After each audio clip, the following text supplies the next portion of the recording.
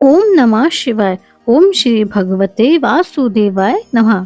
स्वागत है आपका हमारे चैनल श्री वचन में। आज हम कार्तिक महात्म्य में अध्याय 34 बताने जा रहे हैं। ऋषि गणों ने सूत जी से कहा, हे सूत जी, पीपल का वृक्ष शनिवार को छोड़कर सप्ताह के बाकी दिनों में क्यों नहीं पूजा जाता? सूत जी ने कहा, समुद्र का मंथन करने से जो रत्न देवताओं को मिले थे, उनमें से देवताओं ने लक्ष्मी और कौस्तुभ मणि भगवान विष्णु को दे दी थी। विष्णु भगवान जब लक्ष्मी से विवाह करने के लिए तैयार हुए तो लक्ष्मी ने कहा, प्रभु, जब तक मेरी बड़ी बहन अलक्ष्मी का विवाह नहीं हो जाता, आप मुझ छोटी बहन से विवाह कैसे कर सकते हैं? इसलिए आप पहले मेरी बड़ी बहन का विवाह कीजिए, बाद में मुझसे विवाह कीजिए, क्योंकि यही प्राचीन नियम है।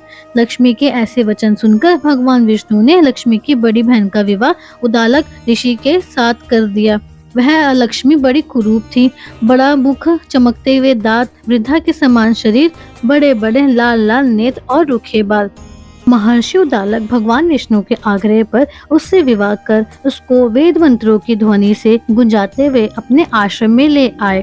वेद ध्वनि से गुंजित हवन के पवित्र धूप से सुगंधित मनोहर ऋषि आश्रम को देखकर वह बहुत दुखी हुई। अलक्ष्मी ने महर्षि उदालक से कहा, इस आश्रम में वेद ध्वनि हो रही है, अतः यह स्थल मेरे रहने के योग्य नहीं है, अतः तुम मुझे किसी दूसरी जगह ले चलो।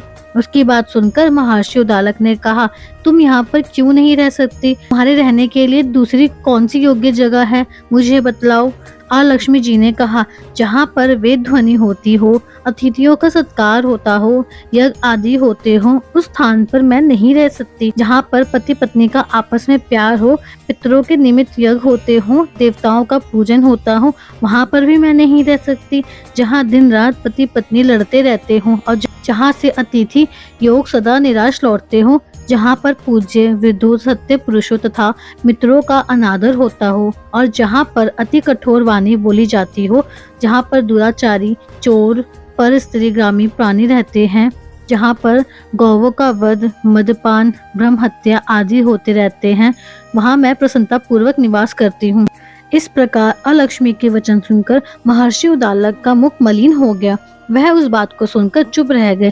थोड़ी देर तक चुप रहने के पश्चात उन्होंने उससे कहा, अच्छा, तुम्हारे लिए ऐसा ही स्थान खोजूंगा, अतः जब तक मैं तुम्हारे लिए ऐसा स्थान ढूंढकर ना आऊं, तब तक तुम उसी पीपल के नीचे चुपचाप बैठी रहो। महर्षि उदालक उसको पीपल के नीचे बिठाकर स्वयं उसके रहने योग्य स्थान ढूंढने के लिए निकल गए। लेकिन जब वह बहुत काल तक प्रतीक्षा करने पर भी वापस नहीं लौटे तो अलक्ष्मी रोने लगी।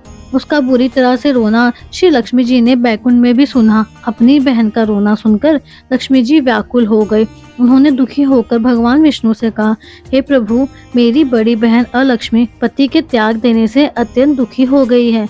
हे नाथ, यदि मैं आपकी प्रिय पत्नी हूँ तो आप उसे आश्वासन देने के लिए उसके पास चाहिए। लक्ष्मी जी की प्रार्थना सुनकर कृपा सिंधु भगवान लक्ष्मी जी को साथ लेकर उस पीपल के पास गए, जिसके नीचे अलक्ष्मी बैठी रो रही थी। उसको आश्वासन देते हुए भगवान विष्णु ने कहा, हे अलक्ष्मी, इसी पीपल की जड़ में तुम सदा सदैव के लिए निवास करो, क्योंकि मेरे ही अंश से उसकी उत्पत्ति हुई है और इसमें मेरा निवास रहता है। प्रति वर्ष गृहस्थी लोग तुम्हारी पूजा करेंगे और उन्हीं के घर में तुम्हारी छोटी बहन लक्ष्मी निवास करेगी। स्त्रियों को विविध प्रकार के उपहारों से तुम्हारी पूजा करनी चाहिए।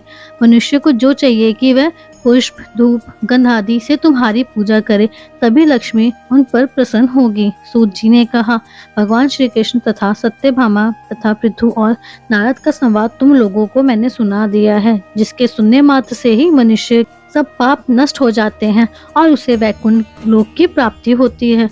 तुम लोगों को जो कुछ पूछना हो पूछ सकते हो, उसे मैं विस्तार पूर्वक कहूँगा। सूत जी की बात सुनकर शौनक आदि ऋषि महर्षि थोड़ी देर तक प्रसन्नचित्त वहाँ बैठे रहे। तत्पश्चात श्री बद्रीनारायण जी के दर्शन करने के लिए चले गए।